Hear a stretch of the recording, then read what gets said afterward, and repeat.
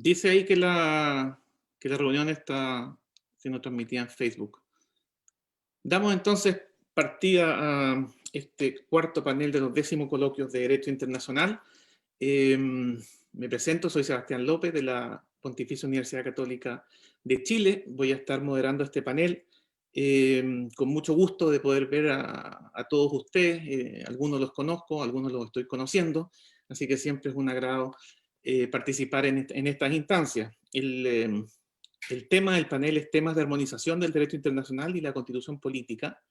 Y el orden va a ser el mismo que aparece en el programa de los coloquios, el programa oficial. Va a partir Raúl Campuzano, seguirá Patricio Curi, después Claudia Gasol, Magdalena Gómez, después seguirá Álvaro Paul, y finalmente están Constanza Salgado, Domingo Lovera y Pablo Contreras. Raúl Campuzano entonces es quien va a partir. Raúl es profesor de la Universidad del Desarrollo y su ponencia se titula Constitución, Derecho Internacional, Ecología y Medio Ambiente. El tiempo que va a tener cada uno van a ser de 10 minutos, de tal manera que tengamos algún tiempo para conversar un poco después. ¿Qué les parece? ¿Todo bien? Vamos, Raúl, entonces. Muchas gracias, Sebastián. Muy buenos días a todos.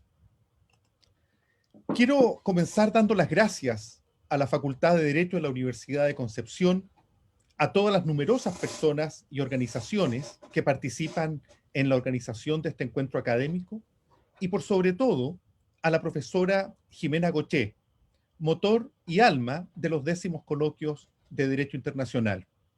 No deja de ser significativo observar que fue en esta ciudad, Concepción, hace más de 12 años, que surgió la idea de levantar una instancia de encuentros académicos sobre derecho internacional que fuera sensible a las nuevas tendencias globales, al importante trabajo académico de las universidades de regiones y a valores y principios de diversidad, apertura a todos los académicos, interdisciplina e innovación.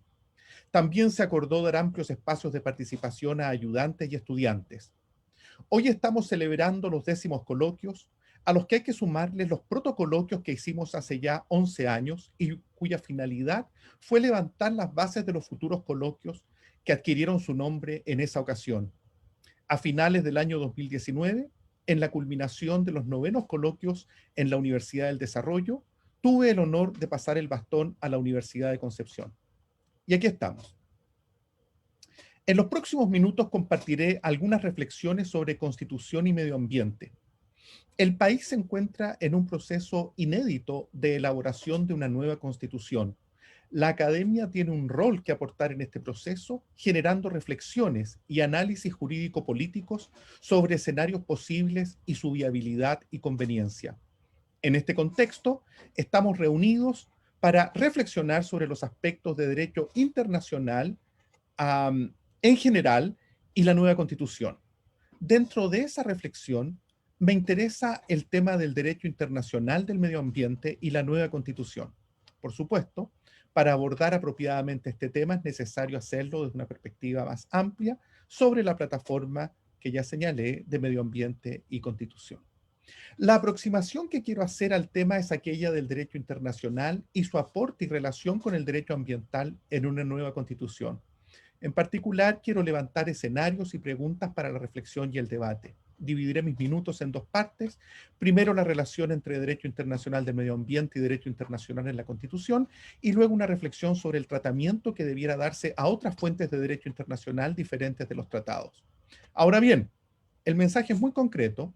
Los grandes desafíos ambientales son globales y por ello nuestra Constitución y todo nuestro ordenamiento jurídico debe ser armonioso y consistente con las respuestas globales a tales desafíos. ¿Cómo debiera tratar la Constitución el tema ambiental internacional? Permítanme hacer un ejercicio de aproximaciones emotivas al tema. Si bien es cierto, no es común realizar este tipo de ejercicios en una actividad académica, creo que en esta ocasión y en este tema puede ser de utilidad para entender que los contextos y las cosmovisiones ordenan las aproximaciones al tema. Así, propongo observar tres posibles aproximaciones. Primera aproximación, como un problema y una complicación.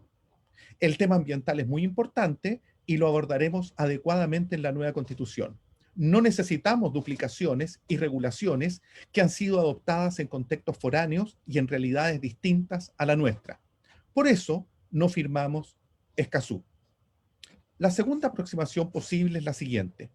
Como la forma adecuada de proceder abriendo la puerta de par en par, el derecho internacional contemporáneo y el derecho internacional del medio ambiente, como un componente de aquel, es producto de las mejores reflexiones, decisiones y acuerdos a que ha llegado la comunidad internacional, y Chile participa activamente en todas estas negociaciones y es parte del sistema. Por eso firmamos el Acuerdo de París, el Convenio de Biodiversidad y el Acuerdo de Minamata. Por eso debemos firmar Escazú. Y la tercera aproximación, como un espacio grande y diverso en el que hay que armonizar intereses. El derecho internacional del medio ambiente es parte del derecho internacional y también tenemos tratados económicos y comerciales, como los numerosos tratados de libre comercio vigentes en Chile hoy y eventualmente el TPP-11. También hay tratados de fronteras y límites, tratados de cooperación, tratados de seguridad, etcétera, etcétera. La Constitución debiera regular el derecho internacional en su globalidad, armonizando sus partes e intereses. Muy bien, con estas posibles aproximaciones en mente, abordemos el tema de la relación entre derecho internacional del medio ambiente, derecho internacional y Constitución. Para abordar adecuadamente el tema del derecho internacional del medio ambiente y su relación con la Constitución, se hace necesario revisar primero la relación entre derecho internacional y Constitución. Este es un tema no resuelto por la Constitución vigente y la reforma del año 2005 no hizo avances significativos en la materia. De hecho, si me lo permiten, pienso que todos esos párrafos dedicados a las reservas podrían haberse dedicado a mejores fines. Por ejemplo, abordar el tema de la jerarquía. El dato duro es que existen cientos de acuerdos multilaterales ambientales, específicamente más de 250, y a eso habría que sumarle cientos de acuerdos bilaterales en el mundo. Chile ha ratificado alrededor de 100 acuerdos multilaterales internacionales de contenido ambiental. La mayoría de ellos se refieren a protección marítima y terrestre de flora y fauna. A este número habría que agregarle también todos aquellos tratados no necesariamente ambientales, pero relacionados con los temas ambientales. Por ejemplo, tratados relacionados con recursos naturales, agua, pueblos indígenas, algunos tratados de derechos humanos, etc. Los tratados internacionales vigentes en Chile son parte de nuestro ordenamiento jurídico y por lo tanto deben ser aplicados por la judicatura. Cabe recordar aquí que el desarrollo del derecho ambiental tiene significativamente más vasos comunicantes con el derecho internacional que con el derecho constitucional. Y este es un dato no baladí, ya que puede servir para posicionar adecuadamente la reflexión y comprender que el aporte a un sistema o bloque constitucional ambiental requiere considerar de manera central los tratados y demás fuentes del derecho internacional del medio ambiente. Por lo tanto, la primera pregunta que debiera abordar la nueva Constitución sobre derecho internacional del medio ambiente es la forma en que el nuevo texto fundamental regulará el derecho internacional en general y el derecho de los tratados en particular. Por cierto, el sistema de incorporación puede ser perfeccionado, pero en lo grueso, creo yo, ha funcionado adecuadamente. El tema que no está resuelto es el de la jerarquía. Este es un tema grande, no hay tiempo aquí para desarrollarlo. Baste decir aquí que la nueva Constitución debiera contar con una norma que decida la jerarquía del derecho internacional en sus diversas fuentes vis-a-vis la Constitución. La fórmula de usar el inciso segundo del artículo quinto ha podido servir en la medida que se trate de tratados ambientales que puedan presentarse como derechos humanos, pero puede hacerse más problemático respecto de otros temas como por ejemplo ecosistemas y especies, como la Convención CBD, CBS, CITES y Ramsar. La supremacía de los tratados, como se sabe, tiene una base sólida en el artículo 27 de la Convención de Viena sobre Derechos de los Tratados del 69 y expresiones concretas como la Constitución de los Países Bajos, que en su artículo 63 dispone que cuando lo exija el desarrollo del orden jurídico internacional, podrá un tratado apartarse de los preceptos de la Constitución. El tema adquiere especial relevancia si consideramos que los tratados internacionales vigentes en Chile conforman un bloque de constitucionalidad que debe ser cumplido y aplicado por la judicatura. Y como vimos, estamos hablando de un número significativo de acuerdos. Entonces surge una pregunta: ¿debiera la Constitución regular materias ambientales ya reguladas por tratados internacionales vigentes en Chile? O dicho de otra forma, ¿de qué manera se podría armonizar aquellas disposiciones sobre ecología y medio ambiente que se propondrán para el nuevo texto constitucional con los tratados internacionales ambientales vigentes en Chile? Lo que es claro es que esa armonía debiera existir. Y también se deriva de esta situación la pregunta sobre el grado de profundización o detalle que debiera tener la Constitución en estas materias. Recordemos que estas materias son tratadas en forma extensa en cada tratado. Y aquí es donde cobra especial relevancia la forma en que se abordará el tema ambiental en la Constitución. Una posibilidad es seguir la ruta de la Constitución del 80 y establecer estos temas como derechos. Artículo 19, número 8, la Constitución asegura a todas las personas el derecho a, y aquí, listar todos los derechos que se estimen pertinentes con o sin desarrollo de detalle, como por ejemplo los derechos de acceso. Ahora, una segunda estrategia es entender el tema ambiental como valores y principios. Su espacio natural estaría entonces en una sección temprana del texto y o del prólogo, como es el camino por la ley 19.300, probablemente el mejor prólogo de ley de Chile desde Bello y su prólogo al Código Civil. Un tercer camino es llevarlo al espacio de las instituciones y procedimientos, institucionalidad ambiental, tribunales ambientales, acciones, procedimientos, etc. La decisión que se adopte tendrá significativos efectos. El segundo punto de mi presentación y final es qué tratamiento debiera darse a las otras fuentes, además de los tratados, o buscando una plataforma teórica que permita construir en forma consistente. El derecho internacional del medio ambiente es más que tratados. También comprende principios generales del derecho, costumbre jurídica internacional, jurisprudencia y doctrina. Los principios generales del derecho internacional del medio ambiente abren una puerta interesante: la responsabilidad intergeneracional, la responsabilidad común pero diferenciada, el principio del buen vecino, el principio del contaminador pagador, el principio precautorio, etcétera. Y también otros principios eventuales como el principio de la no regresión, el principio indubio pro natura y otros en proceso de aceptación global, ¿debieran integrarse al nuevo texto constitucional?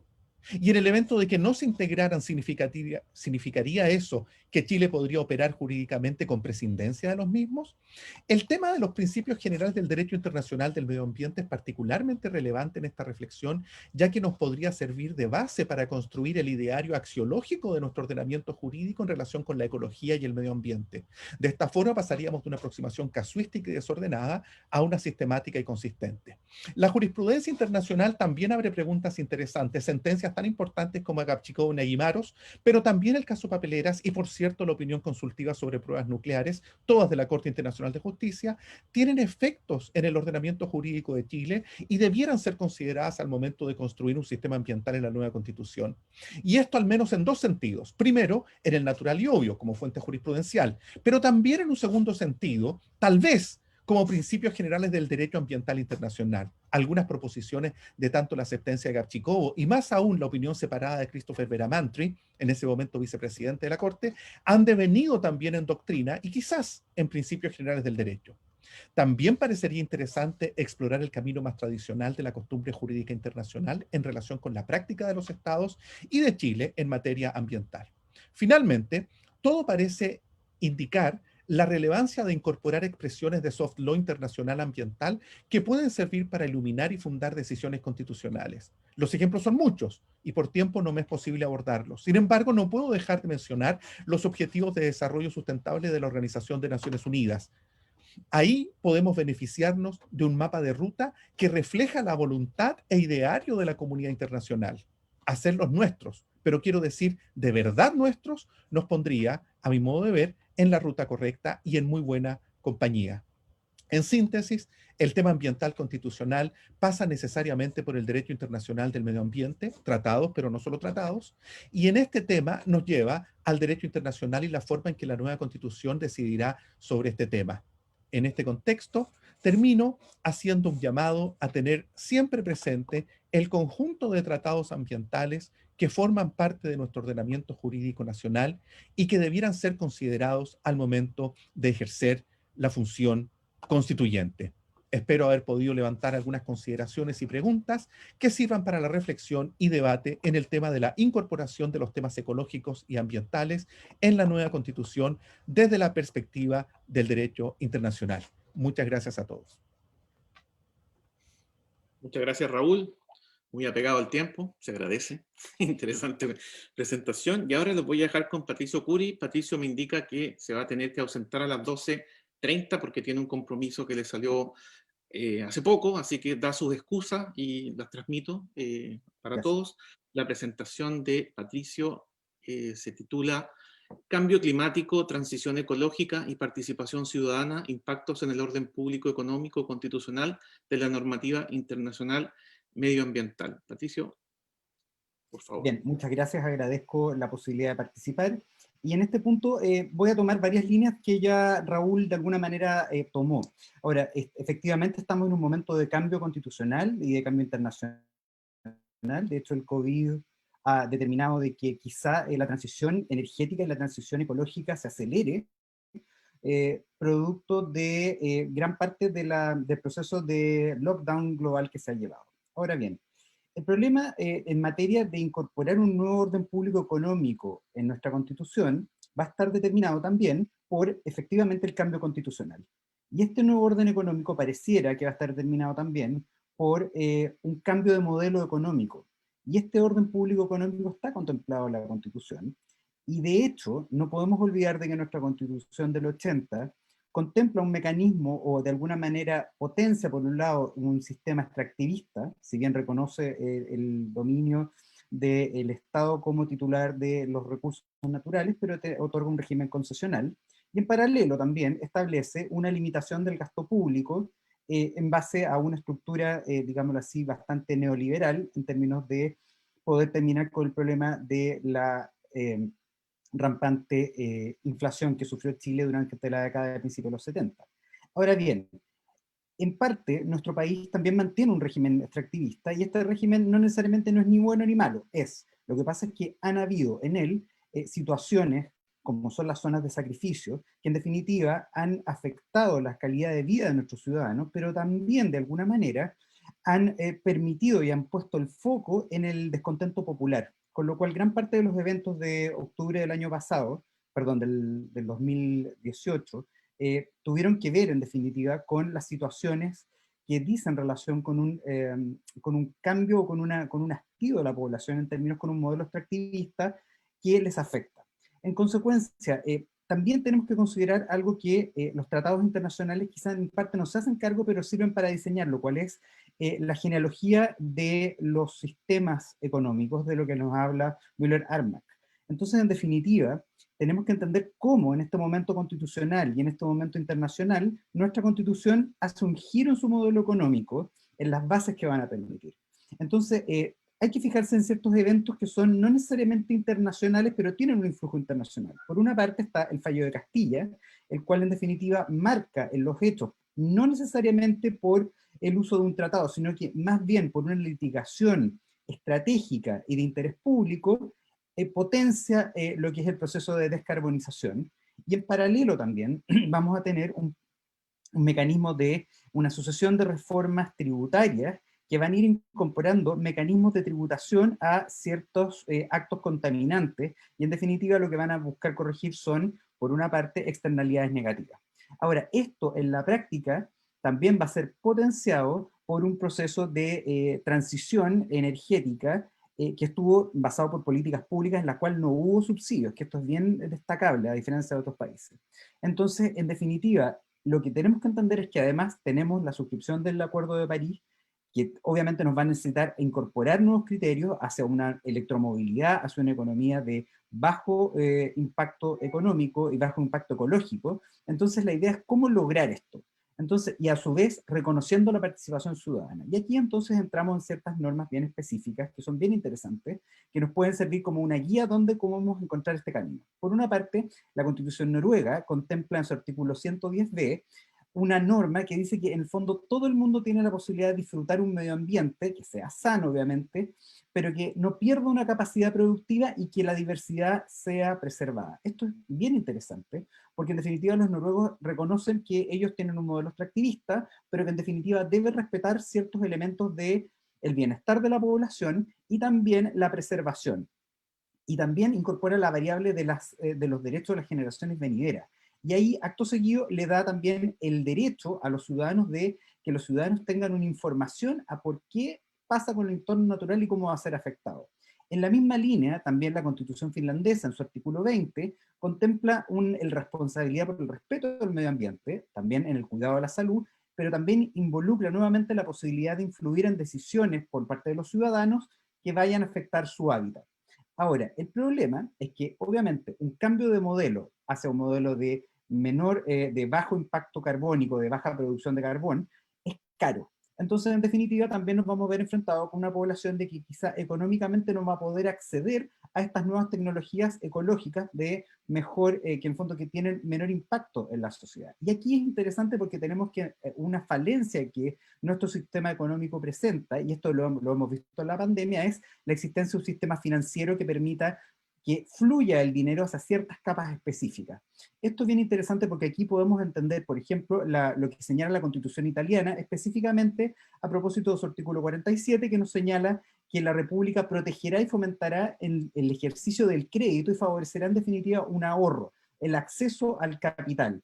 Y eso, por ejemplo, fue lo que permitió que en la Italia de la posguerra se pudiera crear un banco público que fue Mediobanca y que en el fondo fue la que financió toda la pyme italiana que fue parte del milagro italiano que permitió la exportación. Algo así podría ser. Y además también otra disposición de la Constitución italiana que puede ser extremadamente útil es la que dice relación con que la iniciativa económica privada está permitida, pero que en definitiva el límite de esta iniciativa económica es el desenvolvimiento que no sea contra el interés social. Algo que nuestra Constitución de alguna manera lo tiene, pero el punto clave es cómo se redacta de una manera tal de que reconozca nuestra realidad. Ahora, ya para ir concluyendo, porque quedan 3 minutos, en definitiva, es relevante entender de que la actividad económica no podemos hacer un giro tan radical, pero sí podemos hacer un giro que sea progresivo y consistente. Querer cambiar hacia un metabolismo menos contaminante es caro, pero ¿cómo incluimos a una población de que no tiene dinero para ello?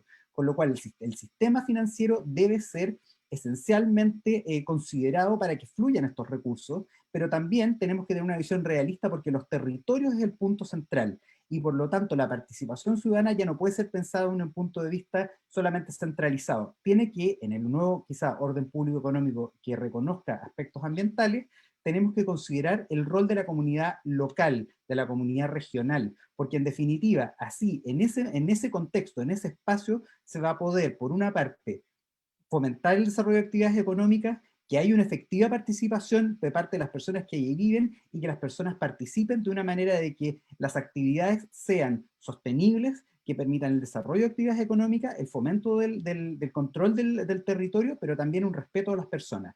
Quizá ahí podría estar. Quizá este orden público económico va a estar en parte inserto quizá en el gobierno regional y comunal, y ese es el desafío. Pero en definitiva, pareciera que este es el punto que no va a estar solamente enfocado en temas tan genéricos, sino que hay que llevarlos a temas más concretos y específicos. Gracias.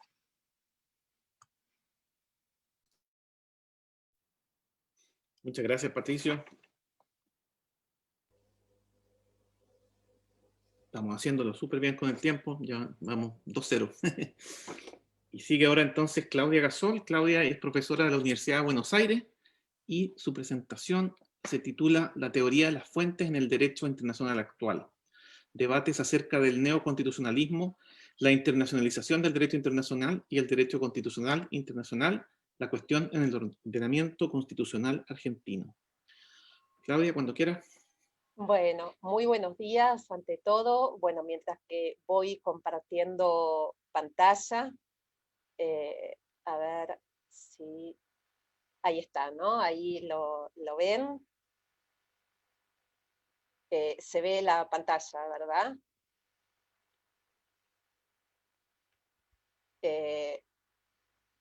Bien, a ver, vamos acá. Ahí está. Bueno, ante todo, agradecer a los organizadores, al comité organizador, a la profesora Jimena Gosch por la información acerca de estas jornadas.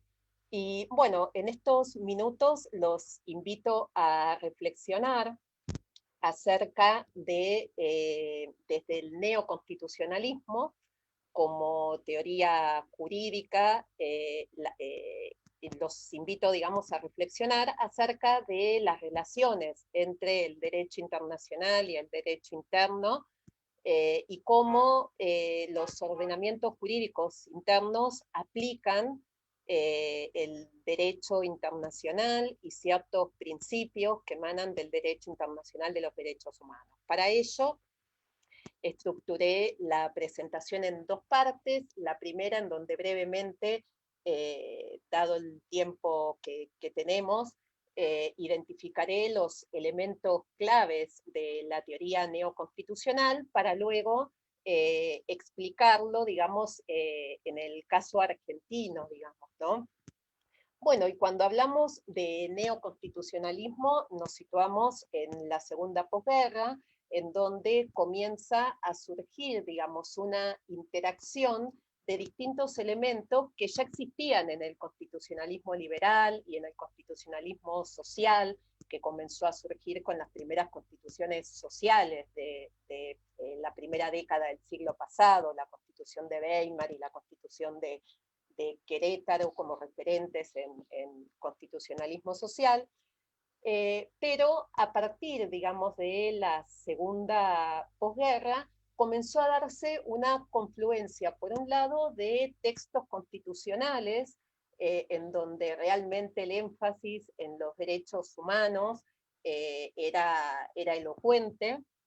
Tenemos como ejemplos la Constitución portuguesa y la Constitución española, 1976 y 1978, que ello va generando también una serie de jurisprudencia constitucional en los ordenamientos internos que va modificando de algún modo el rol, digamos, del juez constitucional al momento de interpretar y de aplicar al caso concreto principios del derecho internacional de los derechos humanos, ¿no? Y desde luego referencias teóricas como la que estamos viendo acá en la presentación, Ronald Dworkin, Luis Prieto Sánchez, Luigi Ferraioli, como presentando esta nueva visión que desde el derecho constitucional se adopta acerca de ciertos principios fundamentales del derecho internacional en el ámbito de los derechos humanos.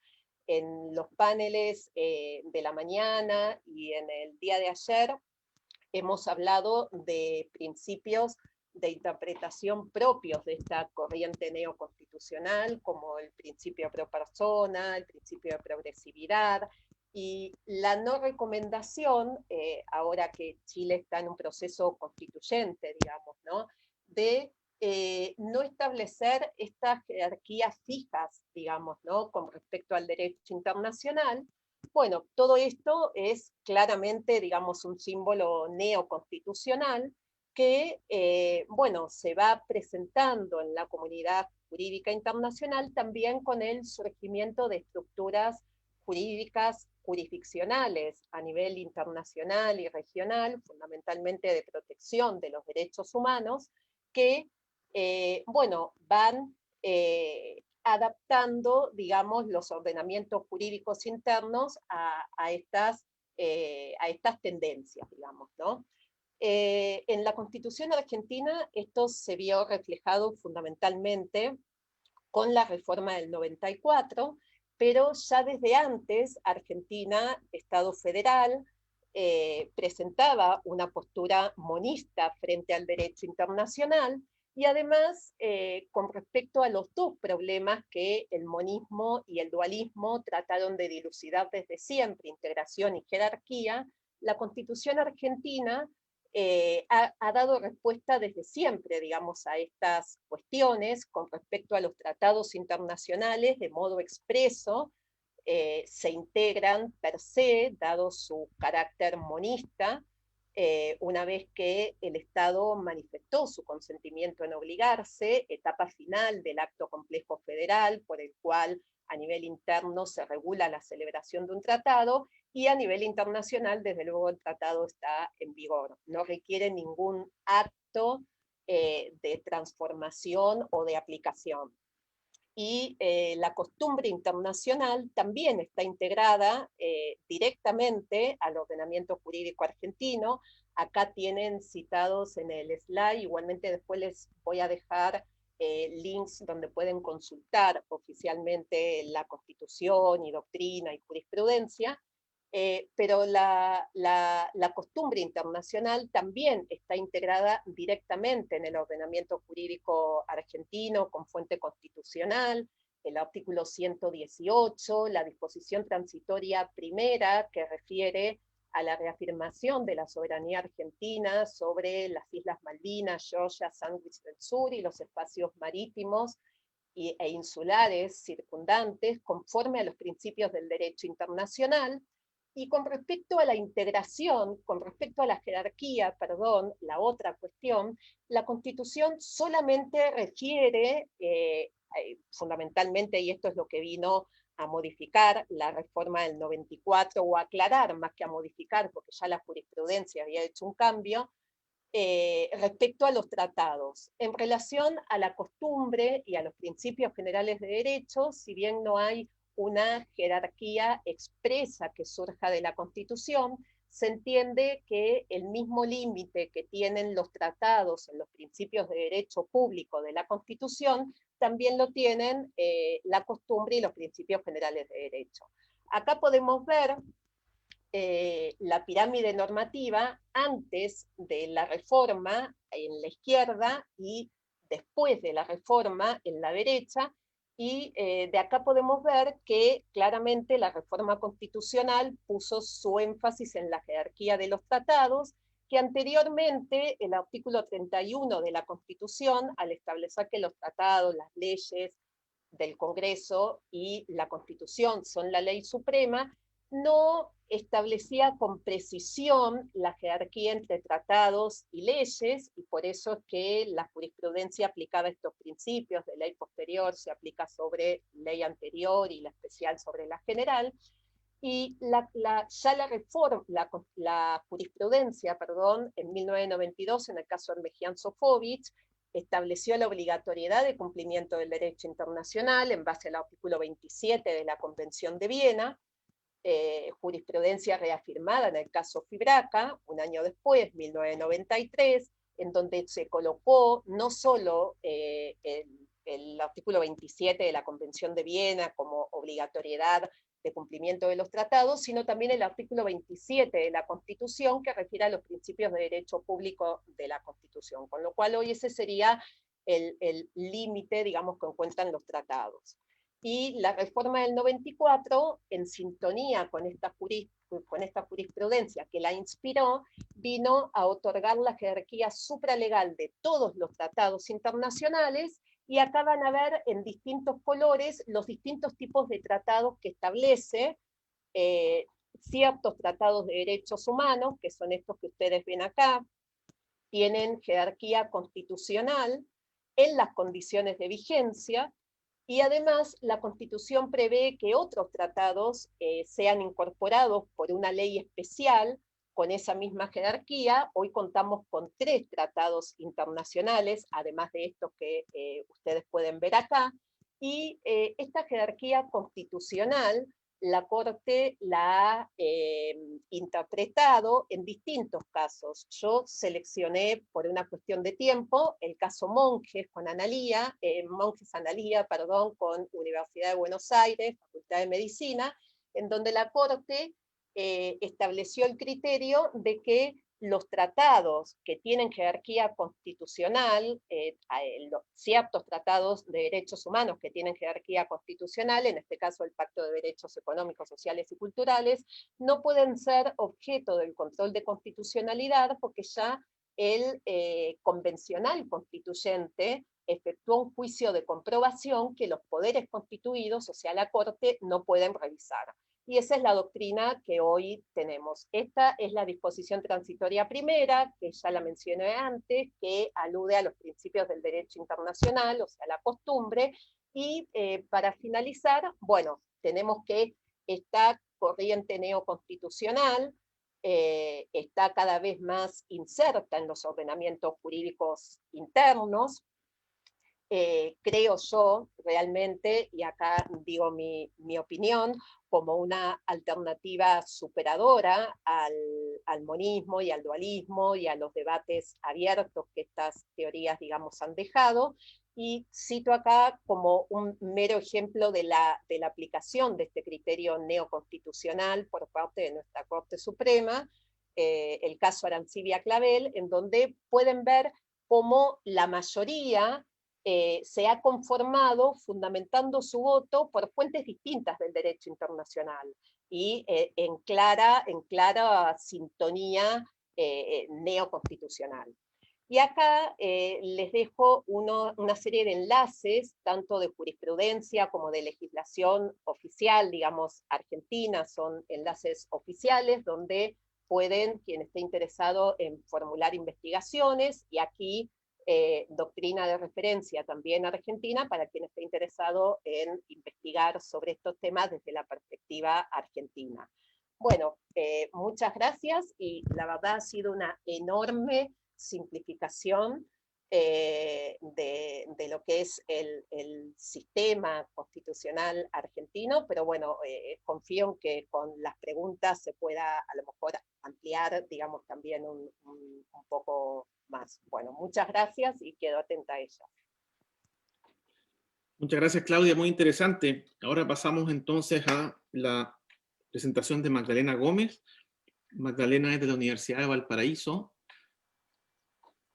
y su presentación se titula La convencionalidad de las potestades extraordinarias del Estado como garantía del retorno al Estado de Derecho. Gracias.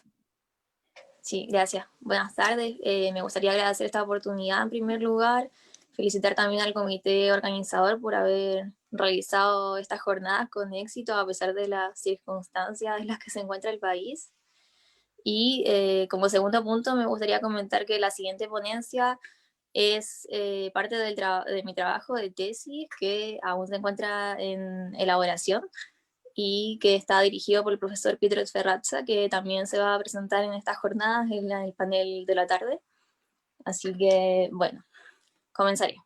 En primer lugar, realizaré una breve introducción de la facultad de suspensión de garantías, identificando los requisitos para su procedencia, y luego me referiré a los principios y obligaciones a los que debe sujetarse esta, que son el principio de legalidad, la obligación de compatibilidad, el principio de no discriminación, el principio de proporcionalidad y la obligación de notificación.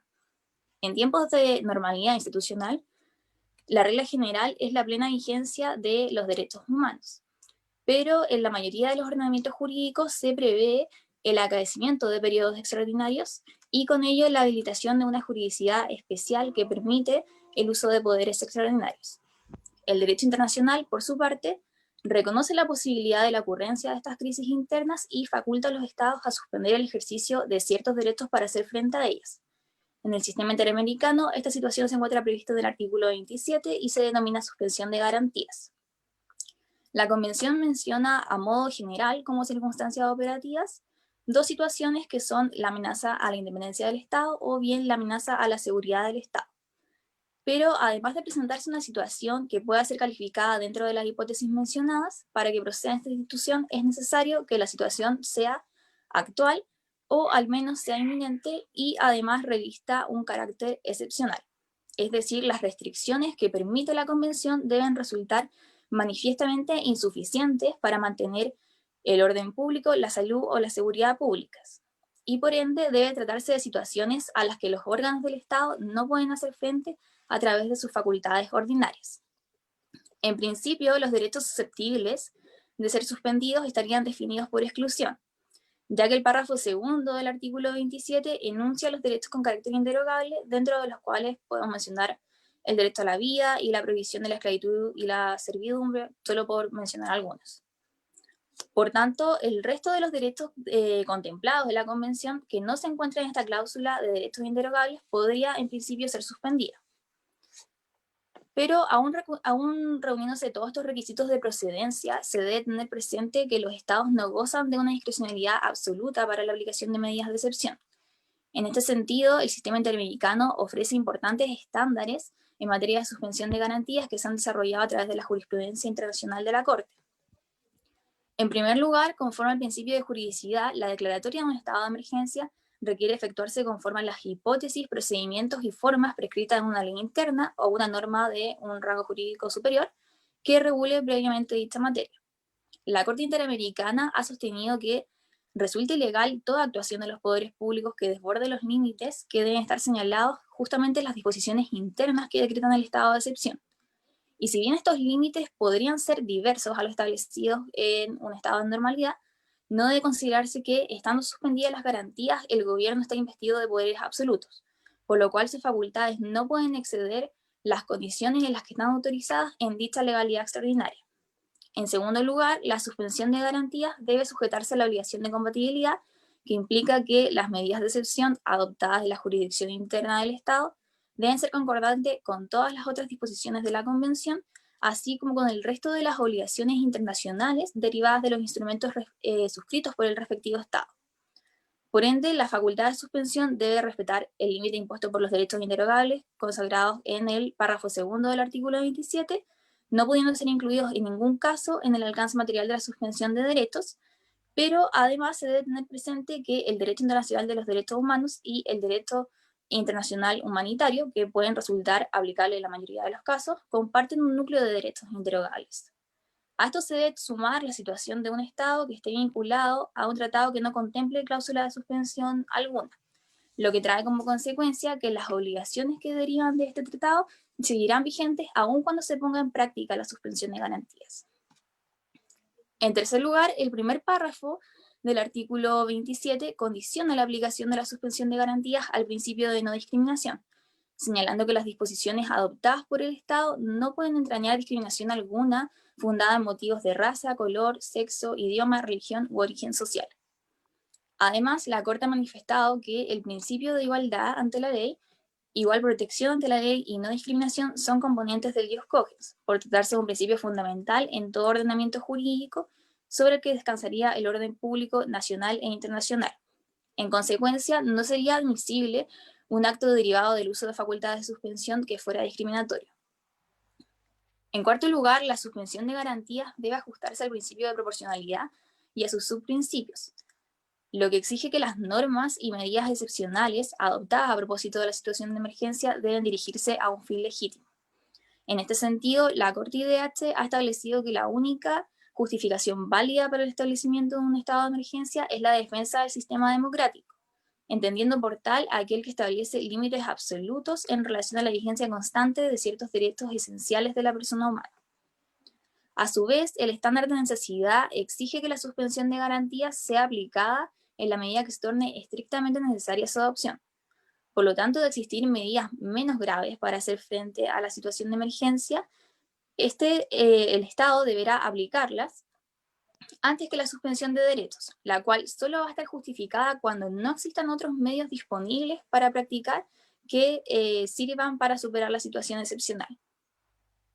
El parámetro de proporcionalidad en sentido estricto está expresado en el propio artículo 27, que faculta a los estados a adoptar las disposiciones que suspendan garantías siempre que se haga en la medida y por el tiempo estrictamente limitados a las exigencias de la situación.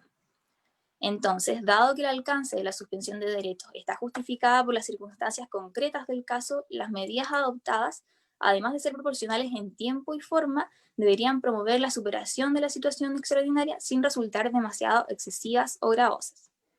Por tanto, es fundamental que se señale la limitación temporal de las medidas excepcionales al momento de ser adoptadas. El establecimiento de la temporalidad de las medidas pretende evitar la prolongación indebida de los estados de emergencia y la instauración de una suspensión indefinida de derechos, por lo cual en ningún caso la suspensión debe extenderse más allá del tiempo que dure la emergencia que la originó. Asimismo, la aplicación de medidas de excepción está sujeta a un espacio geográfico determinado. En este sentido, no es compatible con la Convención la aplicación de medidas en forma general en todo el territorio nacional si la situación excepcional no está presente en toda su extensión. Y debemos hacer presente que, aún en el evento de que el problema tuviera alcance nacional, es plausible sostener que la intensidad de tales medidas adoptadas debería ajustarse según cómo se presente en cada zona territorial la intensidad de la situación que motivó la suspensión. También la suspensión de garantías debe cumplir con un alcance material ajustado, es decir, el conjunto de derechos que puede ser suspendido en virtud de esta institución debe ser determinado con precisión. Es posible que la emergencia no justifique necesariamente la suspensión simultánea de todos los derechos susceptibles de ser suspendidos, Por ende, el Estado debe determinar el conjunto de derechos que serán suspendidos y dicha decisión debe estar fundada en concordancia con las exigencias de la situación que ha dado origen a la excepción.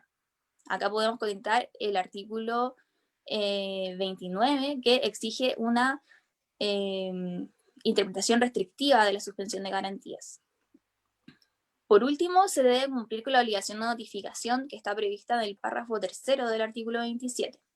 Esta obligación recae sobre el Estado, que adopta medidas de suspensión, exigiéndole informar inmediatamente por medio del Secretario General de la OEA al resto de los Estados partes de las disposiciones que serán suspendidas y de los motivos que fundamentan tal suspensión. Para concluir, si bien en orden al deber general de adecuación de la normativa interna contemplado en el artículo 2º de la Convención, todo Estado se encuentra obligado a adoptar las medidas necesarias para la modificación de la legislación extraordinaria en relación a los estándares interamericanos, aún en la actualidad esto es una materia pendiente y que ha servido en la mayoría de las veces para graves vulneraciones a los derechos humanos, en la cual se debe seguir implementando modificaciones no solo en orden en miras a reformar la juridicidad extraordinaria vigente en cada estado, sino que también a reducir al mínimo el margen de actuación de facto, explorando modos para integrar los estándares previstos en el sistema interamericano y desarrollados por la jurisprudencia de la Corte. En este sentido, la facultad de suspensión de garantías prevista en el sistema interamericano es una herramienta que permite el balance entre el reconocimiento de la vigencia del principio de soberanía estatal y la vigencia de los derechos humanos como ámbito de protección supraestatal. Gracias por su atención.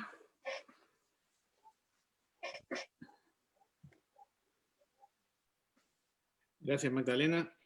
También muy apegada en el tiempo, estamos haciéndolo muy bien hasta ahora, así que felicitaciones a todos. No solamente muy interesantes sus presentaciones, sino que además estamos cumpliendo, pero estrictamente con lo solicitado en este caso. Ahora sigue Álvaro Paul. Álvaro es profesor de la Universidad Católica de Santiago y su presentación se titula Constitución, Soft Law y Buena Fe. Tiene un PowerPoint ahí, Álvaro. Estás en mute, Álvaro. Menos mal que eso sí, que me avisaste, porque eso sí que habría sido terrible. ¿Están viendo la pantalla? No, ¿no es cierto? No. Ahora sí. Ahora sí, ya. Bueno, cuando me dijeron que esta presentación tenía que durar 10 minutos, me asusté bastante porque eso es lo que yo me demoro en lavarme los dientes, más o menos. Bueno, así es que trataré de hacerlo lo más breve posible. Vamos a hablar de soft law, constitución y las obligaciones que vienen dadas por la buena fe. Voy a partir refiriéndome a una norma de la Constitución. El artículo 54, número 1, nos dice en una parte que las disposiciones de un tratado solo podrán ser derogadas, modificadas o suspendidas en la forma prevista en los propios tratados o de acuerdo a las normas generales del derecho internacional. ¿Nos dice algo nuevo esta norma? No, no nos dice nada nuevo. Es una regla archisabida en el derecho internacional. Entonces, ¿por qué existe esta norma? Bueno, sencillamente porque busca guiar o dejar en claro cuál es el derecho a los órganos nacionales relevantes. Y hay ciertas normas en la Constitución que tienen esa finalidad. No dicen en realidad nada nuevo, pero aclaran ciertas dudas o guían a los operadores jurídicos. ¿Cuándo hará esto la Constitución? Lo hará en aquellos casos en los que haya materias en las que haya algún malentendido o un error más o menos extendido. A mí me parece que la Constitución tendría que tener una norma, o convendría que la Constitución tuviera una norma así en materia de soft law. ¿Por qué? Bueno, primero digamos qué es el soft law. En general me imagino que todos saben que la concepción actual se refiere a cualquier instrumento internacional distinto de un tratado que contenga principios, normas, estándares o cualquier otra declaración sobre un comportamiento esperado. Así son muchísimos los distintos tipos de soft law que existen, por ejemplo, decisiones de organismos internacionales, conclusiones de conferencias internacionales, planes de acción, resoluciones de la Asamblea General, trabajos de la Comisión de Derecho Internacional, etc. ¿Por qué me parece a mí que la Constitución debiera aclarar un poco en materia de soft law, por el tema de la relatividad. ¿Nos referimos a esta relatividad? No, nos referimos a la relatividad normativa. ¿Qué nos dice la relatividad normativa? Nos dice que en materia del derecho internacional, jurídicamente no podemos hablar solamente de que existe el blanco y el negro, no existen las cosas vinculantes y las cosas no vinculantes y listo, sino que existiría una gama de grises, de cosas o instrumentos que serían más o menos vinculantes, y dentro de eso podría encontrarse el soft law, porque si bien las disposiciones del soft law no son fuentes del derecho internacional, tendrían cierta vinculatoriedad. Sé que aquí voy a estar en desacuerdo con varios del panel, pero a mí me parece que la teoría de la relatividad normativa es inadecuada. ¿Por qué? Porque considero que en materia, existen muchas normas o expectativas de comportamiento, que vinculan bastante. Por ejemplo, pero por criterios extrajurídicos, como podrían ser por conductas que se consideran socialmente aceptables en el comportamiento estatal, o que son necesarias desde un punto de vista moral, por decirlo así. Sin embargo, si esas expectativas de comportamiento no están consagradas en mandatos jurídicos, en fuentes del derecho, no serán exigibles ante instancias jurídicas como podrían ser los tribunales internacionales. En ese sentido, hay una división binaria entre lo que está exigido, o prohibido, o permitido por una norma jurídica, y aquello que no está exigido por una norma jurídica. En ese sentido, por ejemplo, un tribunal internacional no va a decir, usted está medio obligado a hacer esto. No, sencillamente va a decir, usted está o no está obligado a hacer esto. Y para afirmar eso, se basará en lo que digan las normas jurídicas. Por supuesto que a menos que el tribunal esté autorizado a fallar en equidad. Si se afirmara lo contrario, si se afirmara que uno puede estar más o menos obligado por el soft law, por ejemplo, se producen varias consecuencias negativas. Por ejemplo, falta de certeza jurídica. Existen disposiciones de soft law que van en direcciones absolutamente opuestas, o que si no van en sentidos contrarios, dan a entender cosas distintas. En segundo lugar, tendría el efecto negativo de desincentivar el soft law. Estamos de acuerdo en que el soft law puede ser muy positivo. Por ejemplo, toda la materia de derecho ambiental internacional está regulada principalmente en materia de soft law, y los estados, quizá no por una obligación jurídica, sino que por una obligación de lo que se espera de ellos, actúan en gran medida de acuerdo a lo que dicen estas normas de soft law.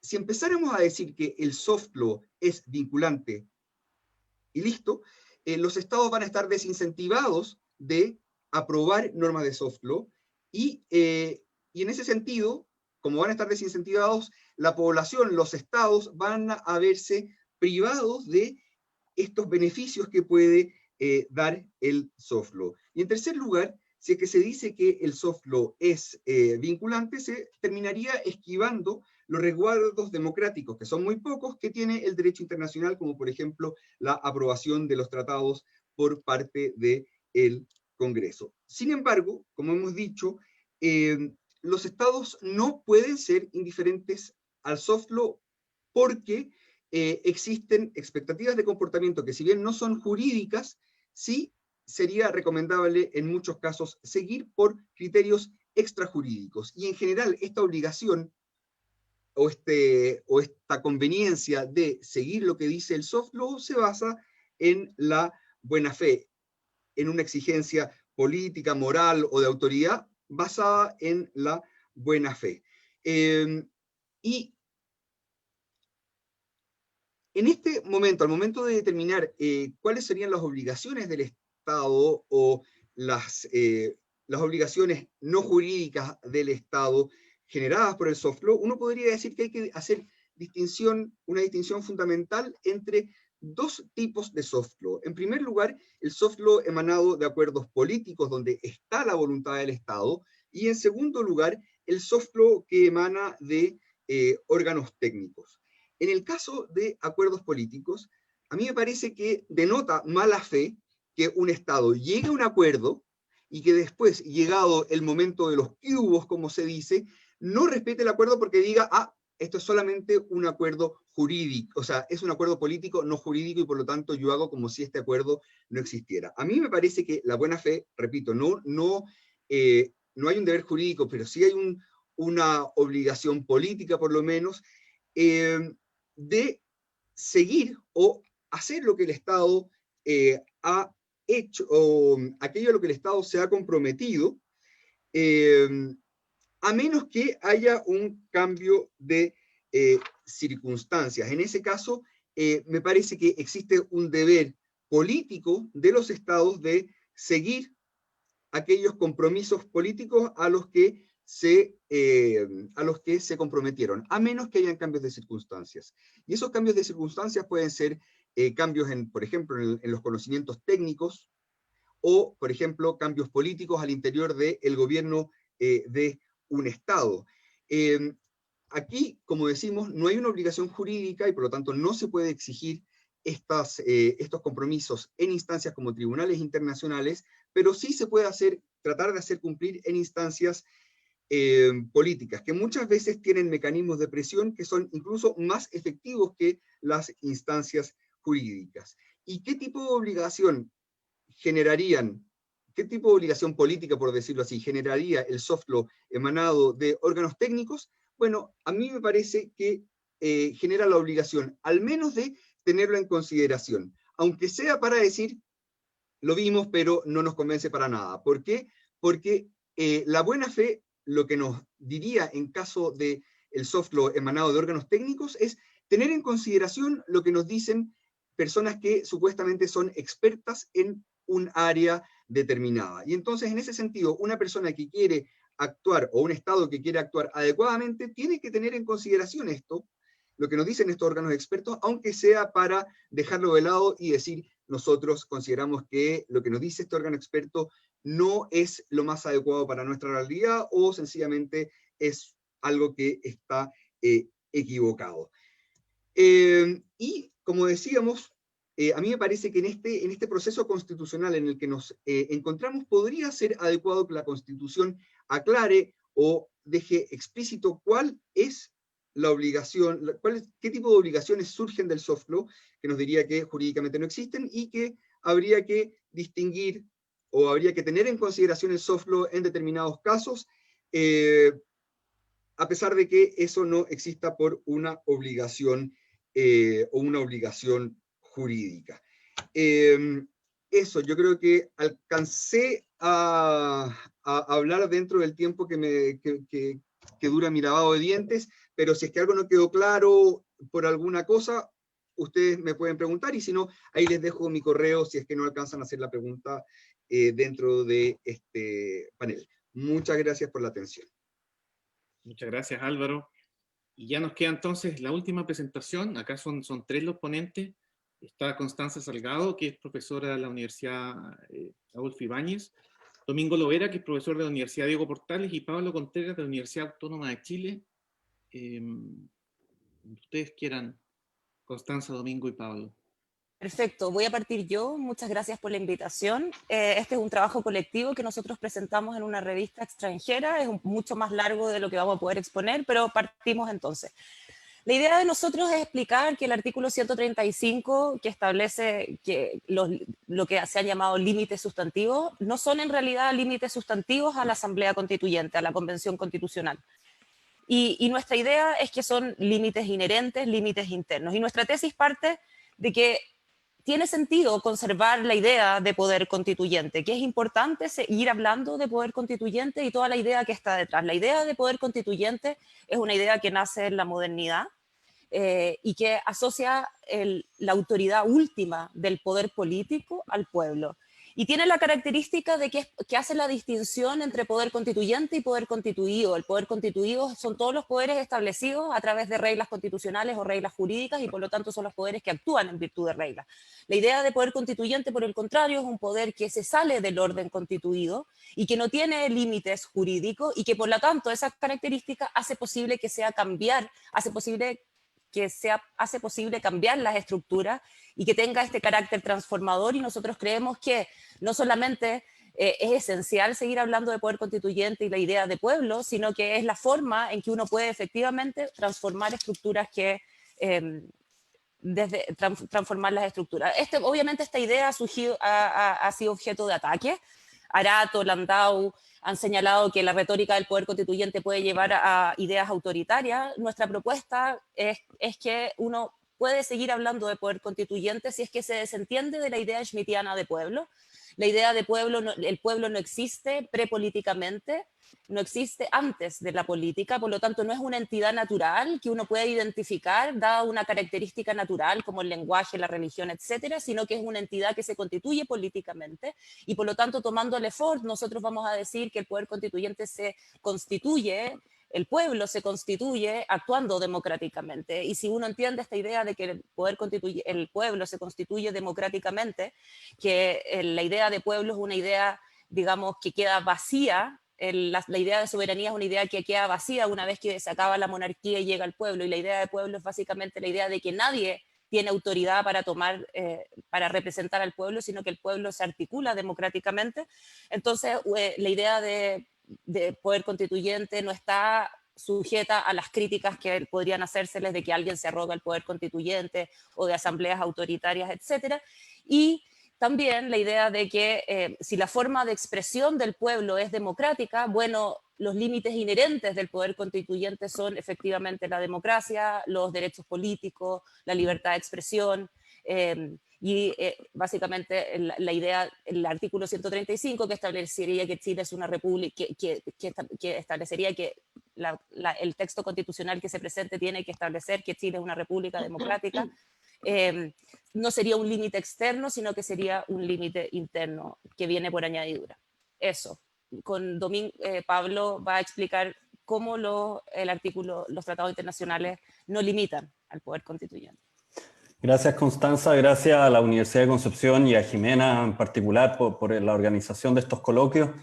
Yo voy a referirme a la interacción de las obligaciones de tratados y de derecho internacional público y de derecho internacional de los derechos humanos en relación a eventuales límites del poder constituyente de un Estado.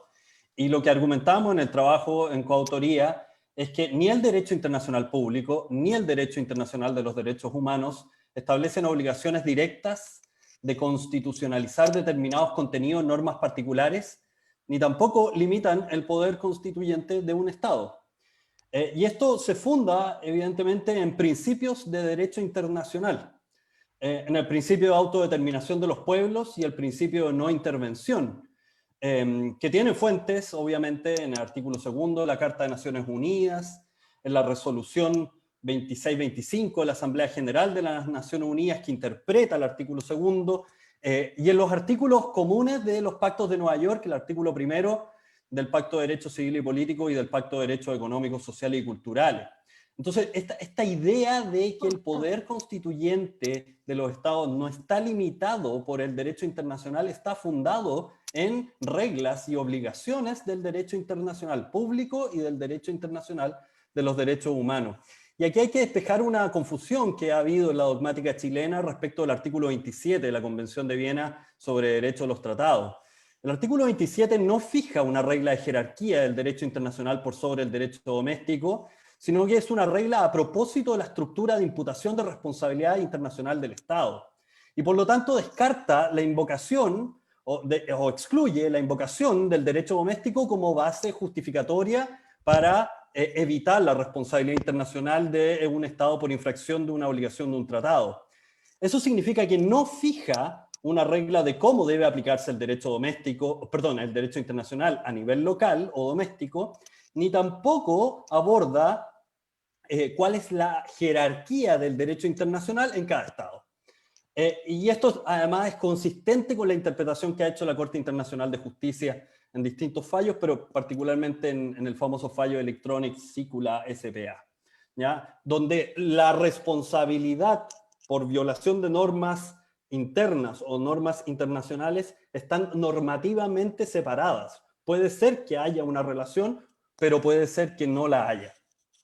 Ahora bien, todo esto es para reservarnos a un caso particular que podría aparecer en la discusión. ¿Qué pasa si el Poder Constituyente adopta una norma que prima facie o potencialmente podría ser incompatible con una obligación de un tratado internacional? Esa es la hipótesis que algunos están pensando en el artículo 135 de la Constitución. Bueno, lo que hay que decir que es evidente que la mera adopción de una norma primaria a nivel doméstico no supone necesariamente responsabilidad internacional de un Estado. ¿Por qué? Porque eso es una lectura simplista de cómo funciona el derecho en general, pero también el derecho internacional. Las normas primarias no bastan, sino que deben operar normas secundarias. Y pongamos un ejemplo rápidamente. Si se decide nacionalizar recursos naturales en una norma constitucional, eso por sí solo no necesariamente viola una obligación de un tratado internacional. Para ello, primero hay que ver cuál es la redacción de la norma y determinar si existiría o no incompatibilidad. Pero, por ejemplo, hoy día, si eso eliminara el derecho de propiedad sobre ciertas concesiones o aprovechamientos de derechos de agua, eso no necesariamente genera responsabilidad internacional del Estado. Ahora bien, ¿por qué es relevante poner esta distinción desde el punto de vista de normas primarias y normas secundarias? Puesto que refuerza la idea de que eventualmente si la acción constituyente, o la acción de un Estado más bien, pudiere generar responsabilidad internacional, eso no depende únicamente de la adopción de normas primarias a nivel de una constitución, sino que de gatillar los mecanismos de garantías o adjudicatorio de litigio a nivel internacional que determine esa responsabilidad. Podría bien perfectamente que, no sé, la Corte Interamericana, conociendo un reclamo, el artículo 21, o un organismo internacional a propósito, o un arbitraje a propósito de un tratado de inversión, determine que no existe afectación de la propiedad o del trato igualitario de inversionistas en el caso de una nacionalización o de una modificación regulatoria. En este sentido, el derecho internacional no fosiliza la regulación de los estados, y eventualmente la creación de nuevas normas primarias que puedan regular estas materias no suponen que pudiere conducir a responsabilidad internacional de los estados. Domingo.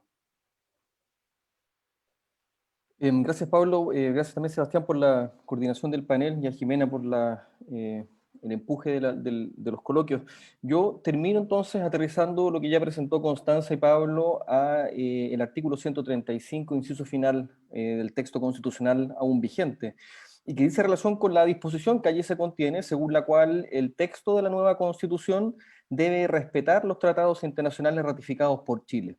Las tesis que nosotros hemos leído al respecto, hasta donde estamos enteradas y enterados, ¿no?, en nuestro trabajo, es que este artículo impondría obligaciones sustantivas, ¿no?, que podrían ser de dos tenores, ¿no? En principio, entonces, que la nueva Constitución no puede contradecir al derecho internacional, a todo el derecho internacional, o bien que la Convención Constitucional tiene el deber de trasladar las normas del derecho internacional al texto de la nueva Constitución. En cualquier caso, esto es lo que uno puede apreciar de los comentarios, la Convención Constitucional no arrancaría la redacción de una nueva Constitución a partir de una hoja en blanco, que es la expresión que se ha popularizado, sino que lo haría, y estas son algunas de las expresiones que se han utilizado, de una hoja llena de colores, de una hoja que ya tiene algunos trazos marcados con tinta indeleble, etc. A nosotros nos parece que esa es una lectura equivocada normativamente del artículo 135, inciso final, además de irrealizable en la práctica. ¿Por qué es irrealizable? Tomemos el otro ejemplo que está contenido en el 135, inciso final. El texto de la nueva Constitución debe respetar las sentencias judiciales que han sido dictadas por los tribunales chilenos.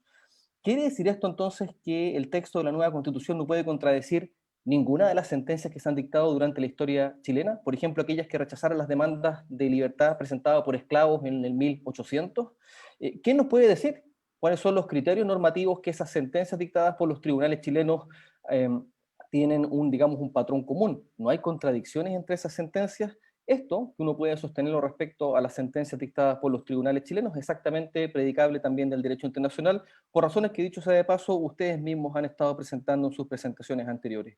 Pero nos parece que además es equivocada la lectura que ve en el 135, inciso final, obligaciones sustantivas, porque desconoce el modelo híbrido de reemplazo constitucional que está desarrollándose en Chile. Este es uno que, como decía Pablo recién, deja en manos del poder constituyente la elaboración de una nueva constitución y deja en manos de los poderes constituidos el ejercicio de las facultades o atribuciones ordinarias. Esto quiere decir entonces que en materia de negociaciones con las demás organizaciones internacionales o los demás estados, el 32 número 15 sigue estando, dejando, ¿no?, esta dirección en manos del presidente o la presidenta de la República, y el 54 número 1 en manos del Congreso Nacional, la posibilidad de ratificar o rechazar los tratados que el presidente o la presidenta le someta a su conocimiento.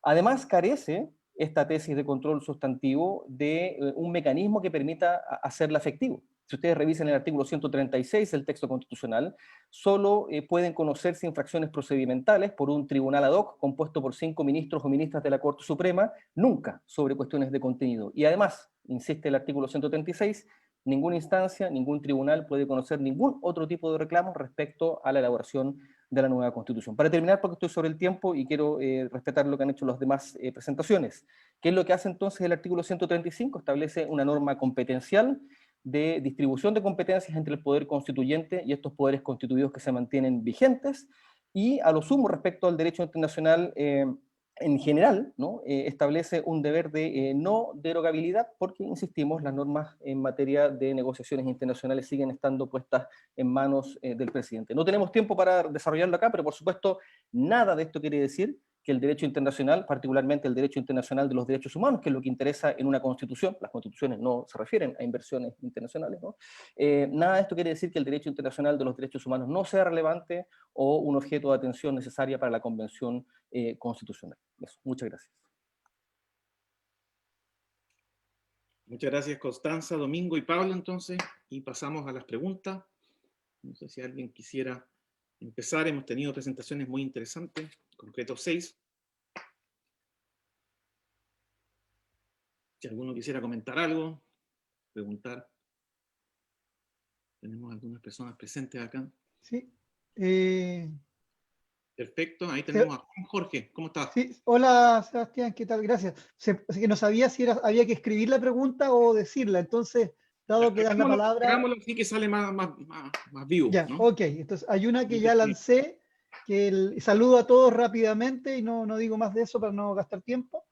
Hay una que ya lancé que era para Raúl, que la repito rápidamente, en esa tan apretada pero extraordinaria síntesis de Raúl.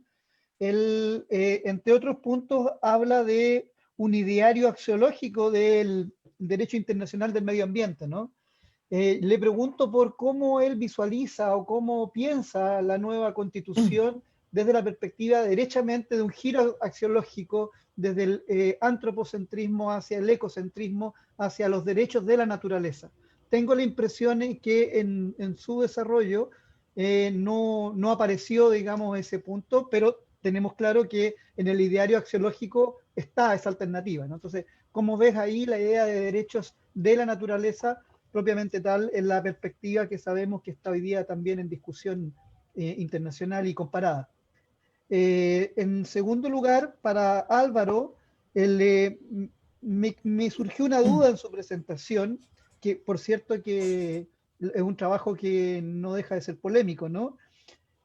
Porque plantea de que la buena fe, dice, si bien no implica un deber jurídico, sí es una obligación política, pero hasta donde yo entiendo, la buena fe es un principio de derecho internacional, como principio de derecho internacional, es una fuente primaria, directa del derecho internacional, y por lo tanto sí implica obligaciones en concreto. Claramente la relación entre principio de buena fe y soft law debe ser construida para poder decir cómo la buena fe, que es vinculante, se articula con estándares de derecho que no son necesariamente vinculantes. Pero me parece que sí hay quien no cumple el soft law en alguna medida deja de cumplir con esta obligación mínima de coherencia que sí obliga a los estados. Y en tercer lugar, para Domingo, Pablo y Constanza, algo que al final dijo Domingo, ¿no? Y que dijo que el derecho internacional no deja de ser relevante. La pregunta es, entonces, conforme al 135, estando más o menos de acuerdo en la visión que ustedes plantean del poder constituyente y de los límites de la responsabilidad internacional que desarrolló Pablo, mi pregunta es, entonces, ¿cuál es la importancia del derecho internacional conforme al 135? ¿Cuál es el marco para los constituyentes? De hecho, yo en la tarde voy a plantear un poquitito en mi presentación, voy a hablar a partir de ese marco mínimo, ¿no? ¿Hay un estándar mínimo entonces que tienen que respetar los constituyentes? ¿No hay estándar mínimo? ¿Es todo poder constituyente o el derecho internacional tiene algo concreto que decir? Gracias. Gracias. Me avisan acá que tenemos varias preguntas por el chat, disculpen, no las había visto, entonces lo que le propongo a los ponentes es que las voy a ir leyendo para que las puedan anotar y las vamos contestando en el mismo orden en que presentaron y tienen tiempo de pensar sus respuestas, etcétera. ¿Qué les parece? Puede ser que aparezcan otras después y si tenemos tiempo seguimos contestándolas. Tenemos acá Jaime Tigmes para todos, dice, pregunta para Álvaro Paulo. ¿Podemos calificar la aplicación del soft law como una práctica, uso, costumbre constitucional en el ordenamiento jurídico chileno vigente? En caso afirmativo, ¿propones que en la nueva constitución la aplicación del soft law deje de ser una práctica, uso, costumbre constitucional? La pregunta de Jaime, entonces, para Álvaro. Alexandra Uneus, para todos, dice. El artículo supongo que será que el artículo 135 hable de debe respetar lo que es distinto. El artículo 135, disculpa, habla de debe respetar lo que es distinto a crear responsabilidad internacional. Se puede no respetar, pero sin crear responsabilidad internacional, ¿no? Eso es para. Supongo que será para Constanza, Domingo y Pablo. Pregunta para Pablo de Francisco Bustos. Si bien coincido como regla general que ni el derecho internacional público ni el derecho internacional de los derechos humanos establecen obligaciones directas que limiten el poder constituyente, creo que hay una excepción en cuanto a la prohibición de establecer un régimen de opresión y dominación sistemática de grupos raciales como apartheid, basado en la Convención sobre Represión y Castigo de este crimen, que Chile reconoce como crimen de lesa humanidad. Entre paréntesis, ahora sé que es muy rebuscado y me veo sumamente difícil que la Constitución pueda ser peor que aquella dictadura. Cierra paréntesis. Paulina Astroza pregunta para Constanza, Pablo y Domingo. ¿Qué les parece el argumento que apoya lo que plantean en que el fundamento estaría en el inciso segundo del actual artículo 5º de la Constitución, entre paréntesis, valor jerárquico de los tratados internacionales de derechos humanos, sería constitucional o supraconstitucional, cierra paréntesis, me refiero a la mención expresa de una norma de la Constitución actual como fundamento? Si no les quedan claras las preguntas, están las personas presentes para que les puedan aclarar exactamente a qué se referían. Tengo los de Juan Jorge, que ya los dijo. Andrea Lucas, para Constanza, Pablo y Domingo. ¿Qué opinión les merece la teoría de los contenidos petos de la Constitución y cómo ubican la sentencia de la Corte Interamericana de Derechos Humanos en el caso Última Tentación de Cristo contra Chile, conforme su ponencia? Judith Schoensteiner pregunta para Álvaro. Usa una definición extremadamente amplia de soft law, según los ejemplos, incluye varias fuentes principales y especialmente las fuentes auxiliares del artículo 38 del Estatuto de la Corte Internacional de Justicia. ¿Es necesario para que la interpretación blanco-negro se sostenga, supongo?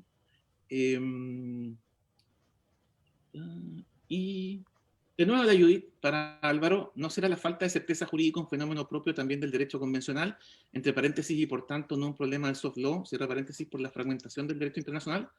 ¿Les parece que empecemos con esa? Ya tienen varias, e insisto, si es que no les quedó clara alguna pregunta, están las personas presentes para que les aclaren a qué se referían. Raúl, no sé si tienes una pregunta para ti o tú ya contestaste la tuya. Creo que tenías una de Juan Jorge, ¿no? Efectivamente. Si puedo, me gustaría responder. Sí, claro.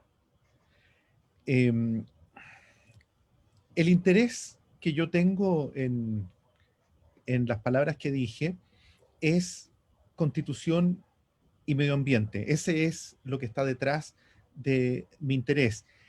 Y la hipótesis que estoy levantando parte de un supuesto. El supuesto es que observo que hay un gran interés en el tema ambiental dentro del proceso constituyente y hay un número muy importante de propuestas relacionadas con el medio ambiente y la ecología entre las distintas personas que desde distintas plataformas están reflexionando, opinando, discutiendo sobre este tema. Y lo que yo observo o propongo para la reflexión y el debate es que en todo eso noto dos cosas. Uno, que hay una tremenda atomicidad en las propuestas. Esto significa que las personas que están interesadas en los temas de derechos de aguas, trabajan el tema de derechos de aguas, los que son animalistas, el animalismo, los que están interesados en temas de ecosistemas, los ecosistemas, y así, cambio climático, diversidad biológica, la agenda química, hay una infinidad de temas del mayor interés y observo esa atomicidad. No hay un relato consistente, sino que son temas separados, independientes. Y la segunda hipótesis es que observo que en esa conversación, en esa discusión, se toma mano a muchas disciplinas, a muchos supuestos, pero en general observo la ausencia del aporte del derecho internacional. Lo que quiero decir con esta idea del ideario axiológico, la verdad, Juan Jorge, quiero decir dos cosas. Una de las cuales creo tener competencias y otra de las cuales no tengo ninguna competencia, pero la voy a decir. Lo que quiero decir es que quiero proponer que el derecho internacional puede ser un tremendo aporte para iluminar teóricamente, ideológicamente, la reflexión y el debate sobre medio ambiente y constitución para Chile. El trabajo que ha ido construyendo los estados a través de tratados internacionales multilaterales, el trabajo que ha hecho la Corte Internacional de Justicia y otros tribunales internacionales con sentencias paradigmáticas en materia ambiental, la costumbre jurídica ambiental en temas ambientales y por sobre todo los principios generales del derecho ambiental internacional constituyen, a mi modo de ver, un sustrato axiológico, esto es, valórico, teórico, de una tremenda consistencia que no puede dejarse de lado al momento de proceder a legislar constituyentemente. Eso además nos evita caer en el causismo, esto es, cada causa en un carril separado le otorga un sustrato ideológico. Y lo que traté de decir, y confieso que lo dije muy en diagonal, es que yo creo que el derecho internacional puede ayudar más que el derecho constitucional en el ámbito específico del medio ambiente. Yo creo que el derecho internacional ha desarrollado un aporte a la teoría del derecho en general, a la teoría del derecho, pero en este caso me interesa el medio ambiente, de una valía enorme y que en general observo bastante ausente en nuestra conversación nacional en Chile, no así en otros países, en que está en la punta de la discusión y la conversación, y que creo que tiene que ver, y aquí ya empiezo a apartarme de los terrenos en los que debo mantenerme, pero creo que tiene que ver también con la presencia y relevancia que tiene el derecho internacional en Chile en general, que yo creo que es bastante pequeña y que yo quisiera que fuera bastante más grande. Ese también es una confesión ideológica. Entonces, resumo, creo que el derecho internacional puede dar un aporte teórico, axiológico de la mayor relevancia al momento de reflexionar y discutir sobre la forma de integrar la variable ambiental en la nueva Constitución. Y lo que no tengo competencias para hablar, pero que está en el corazón de tu pregunta y por lo tanto algo voy a decir, es desde la perspectiva de la filosofía. Y desde la perspectiva de la filosofía, lo único que quiero decir, lo presento simplemente, otros sabrán desarrollar estas materias, es que uno puede aproximarse al tema de lo ecológico desde diferentes cosmovisiones, desde diferentes paradigmas. Tal vez los más polares y conocidos son el paradigma del antropocentrismo y el paradigma del ecocentrismo. Tú, por ejemplo, eres un especialista, un experto en la forma en que el paradigma biocéntrico iluminó los procesos del proceso constituyente en Ecuador y en Bolivia. Tú has trabajado estos temas, los conoces mucho mejor que yo. Lo mío es muy modesto, es simplemente decir que es muy difícil entrar a una discusión sobre la forma en que queremos incorporar el tema ambiental en la Constitución si no tenemos una teoría, una idea, una cosmovisión sobre medio ambiente, porque si no la tenemos, la posibilidad de que estemos siendo inconsistentes e incluso incoherentes es alta. Y lo que yo propongo es que se reflexione y se discuta desde el terreno de los principios, de la teoría, de los valores y de las cosmovisiones. Si uno logra... Me dicen que tenemos hasta las 1:10. Pues, termino entonces, aquí, tienes toda la razón. Perdón por favor, extenderme. Termino acá. Muchas gracias. Muchas gracias, Raúl. Era solamente porque todavía y siguen llegando preguntas, así que no sé cómo lo podemos hacer. Me dicen que tenemos hasta las 1:10. Jimena, ¿estás por ahí o no? Ya no está la Jimena. Era para preguntarle a Jimena, la jefa acá, así que hay que preguntarle cómo funciona esto. Pero No, la expresión no puede cambiarla. Sí, bueno, comentarles que este es un panel muy interesante, perdón, esta cuestión doméstica, que es la que corresponde siempre cuando uno tiene este rol, por temas obviamente de descansos y coordinaciones, podríamos estar conectados abiertamente a través del Facebook hasta las 13:15 porque corresponde luego hacer las pausas.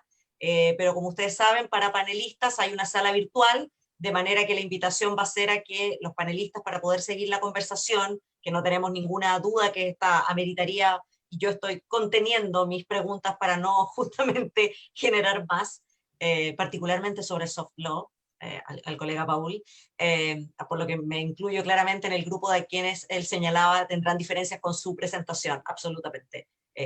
Me incluyo ahí. Entonces, tal vez, Sebastián, te lo sugiero como moderador, que cada uno de los colegas pueda entonces contestar las preguntas que ya están, a las personas que están en Facebook comentarles que a la tarde van a continuar estos temas, y a los panelistas dejarlos invitados a este espacio, que es un espacio exclusivo para la conversación más académica en esa otra sala, y disculpadme, pero tenemos que cumplir ciertos tiempos, así que... ¿Cómo se entra a esa sala para que todos puedan entrar? Va a quedar aquí en el chat para los panelistas, va a quedar, y todos ya tienen los enlaces en los correos, ¿ya? Que Perfecto. Es un espacio justamente para seguir la conversación más distendida. ¿Ya? Pedimos la disculpa, pero hay que cumplir ciertos tiempos por razones de academia. Ahí está efectivamente compartiéndose en el chat. Bien, entonces, te devuelvo a jefe de moderación del panel. Muy bien, muchas gracias. Cojefa, entonces. Acá tenemos una sugerencia que me parece muy buena, y lo que vamos a hacer es, voy a leer las últimas preguntas. Después le doy la palabra a Álvaro, que tenía un par de preguntas directas, y después Constanza, Domingo y Pablo, que también tienen. Yo también tengo algunas cosas, pero evidentemente no voy a abusar de mi rol de moderador, pero les propongo que pasemos al otro chat virtual y podemos seguir conversando, porque yo creo que estas instancias enriquecen mucho el debate académico. Entonces, vamos a ver Pablo no entendía la pregunta de la Paulina. La Paulina te lo aclaró. No sé si lo viste, Pablo. ¿Estás bien con eso? ¿Sí? Perfecto. Andrea Lucas dice que está totalmente de acuerdo con Raúl. Judith Schonsteiner tiene otra pregunta, otra para los tres. Entiendo que son Domingo, Pablo y la Constanza. Cierto que el artículo 27 de la Convención de Viena no genera prohibiciones automáticas, sin embargo, deshacernos del derecho internacional de manera completa significa pagar eventualmente los costos reputacionales de indemnizaciones, garantías de no repetición, etc. La Paulina Astroza se excusa porque tuvo que retirarse, porque tenía otro compromiso, y tengo un par de preguntas que son de Facebook. Mis disculpas por tener tantas preguntas para ustedes, pero podemos conversar más rato en el otro chat, y que las que alcancen a contestar va a estar bien. Tengo una pregunta para Domingo, Constanza y Pablo, que dice: les agradece la interesante exposición, quisiera escucharlos referirse a la participación política, entre paréntesis estándar como derecho humano desde el derecho internacional, cierra paréntesis, y poder constituyente, retomando desde ahí la tesis planteada del límite no sustantivo, sino más bien intrínseco o inherente, donde a mi modo de ver es doblemente intrínseca la participación política en todo proceso constituyente. ¿Okay? Después hay otra pregunta también para Domingo, Pablo y Constanza. Quisiera abordar brevemente el rol del Derecho Internacional de Derechos Humanos como mapa o guía en la construcción del catálogo. Y eso es. Vamos, Álvaro, entonces, contigo, y después Constanza, Pablo y Domingo, y les propongo que sigamos con la conversación en el café virtual. No sé si están de acuerdo. Es lo mejor que podamos hacer para cumplir con los tiempos que nos proponen acá en la Universidad de Concepción, que han organizado todo súper bien. Vamos, Álvaro. Sí, gracias. Todo muy bien organizado. Las preguntas a veces son un poco amplias, pero voy a irme como a lo más fundamental de cada pregunta. La pregunta de Jaime, ¿es la aplicación del soft law una práctica constitucional? ¿Propones tú que esta aplicación deje de ser una costumbre? Yo creo que aquí el meollo es que el soft law en general tiene miles de expresiones. Entonces, primero habría que preguntarse si es que en realidad Chile tiene una práctica de respetar el soft law o de actuar conforme a lo que dice el soft law. Habría que analizarlo según el tipo de soft law, uno por uno. Después podemos ir conversando. Después la pregunta de Juan Jorge sobre que la buena fe es un principio del derecho internacional, por lo que sí implica una obligación. Aquí también hay varios elementos. Es cierto que es un principio general del derecho que nos hace seguir cierta orientación o nos dice más o menos cómo cumplir ciertas obligaciones que ya existen. Pero la Corte Internacional de Justicia, en el caso de Nicaragua contra Honduras de 1988, aquí tengo notado que es en el párrafo 94, nos dice que la buena fe, si bien es un principio general del derecho, no es en sí misma una fuente de obligación, por lo que no puede crear obligaciones donde ninguna existiría si es que la buena fe faltara. Entonces, también esto se tiene que complementar un poco con el rol que tienen los principios generales del derecho o por qué fueron incluidos en el Estatuto de la Corte Permanente de Justicia Internacional en su momento. Después, Judith Schonsteiner nos dice que mi definición del soft law incluye fuentes principales, especialmente las auxiliares. Ese es un tema interesante. La pregunta es si es que las fuentes auxiliares son realmente fuentes o no. Es cierto que se les llama fuentes auxiliares, pero en realidad son, más que fuentes, son, en este momento se me olvida la expresión, pero son mecanismos que nos ayudan a conocer cuáles son las fuentes verdaderas, que serían los tratados, la costumbre y los principios generales del derecho.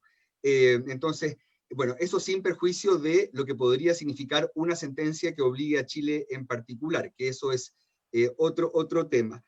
Y la segunda, yo creo que quizás todas estas cosas se pueden seguir conversando en el otro espacio. Y luego, la segunda pregunta también de Judith, ¿no será la falta de certeza jurídica un fenómeno propio de la fragmentación del derecho internacional, más que un fenómeno generado por el soft law en sí? Bueno, en general, la falta de certeza jurídica tiene muchas causas.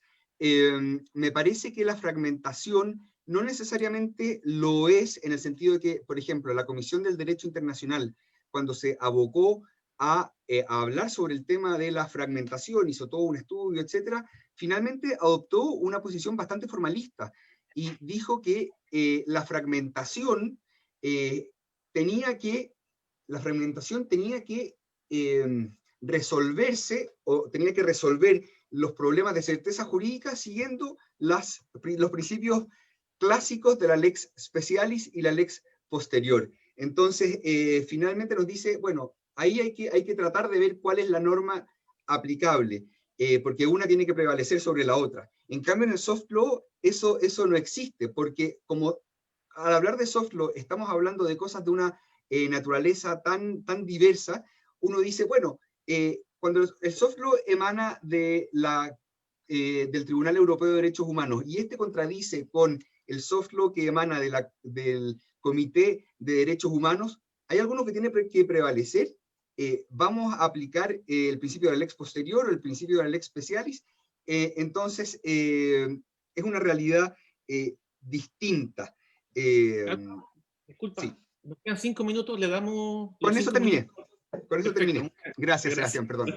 Oye, disculpe que los ande apurando a todos, pero es para que alcancen a participar y sea más o menos igualitario el asunto. Yo tengo entendido que Domingo, Pablo y Constanza tenían varias preguntas, así que lo que alcancen a contestar en estos 5 minutos y después pasamos al café virtual, sin apuro, de tal manera que se puedan expresar y decir todo lo que quieran. Denle nomás, no sé quién parte. Cualquiera. A ver, puedo partir yo. Voy a contestar 4 de las preguntas y comentarios.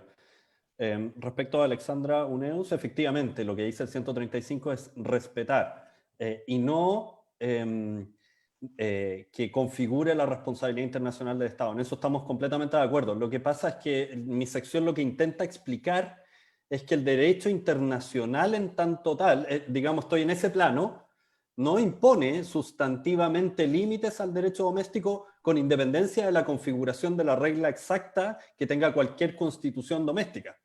Y en ese sentido, los escenarios posibles de compatibilidad, neutralidad o incompatibilidad con el derecho internacional tienen que ser analizados, obviamente en su caso, pero que no basta la mera adopción de una norma primaria, como por ejemplo decir nacionalizar los recursos naturales, para que ello infrinja la obligación de respeto de un tratado internacional y por lo tanto, digamos, infrinja el 135 o el derecho internacional.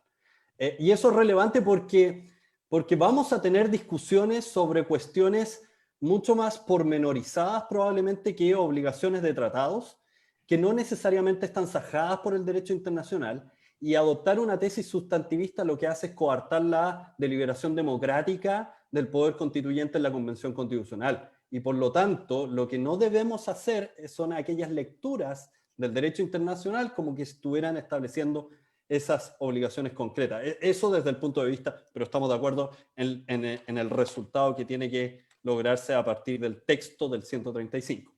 Respecto de don Francisco Busto, a ver, la regla del 135 habla de tratados. Y efectivamente hay tratados ratificados por Chile que se encuentran vigentes. Y ese marco obligacional, el Estado de Chile lo tiene que respetar igual, sea que lo haga en la Constitución o lo haga en un reglamento o en una sentencia. Eso lo sabemos porque lo sabemos desde el punto de vista de los principios básicos del derecho internacional. Entonces, por ejemplo, la infracción de una obligación de erga omnes sustentada en la costumbre compromete la responsabilidad internacional del Estado, efectivamente, pero, por ejemplo, la Convención, según el artículo 135, no tendría, para aquellos que leen la tesis sustantivista, no tendría límites en la costumbre. ¿Qué quiero decir con esto? ¿Y por qué es relevante, digamos? Porque los casos, podemos poner más casos sobre esto, no solo apartheid, podemos poner prohibición de esclavitud, prohibición de servidumbre, trabajo forzoso, y otros casos súper nítidos, y habrán otros casos mucho más grises.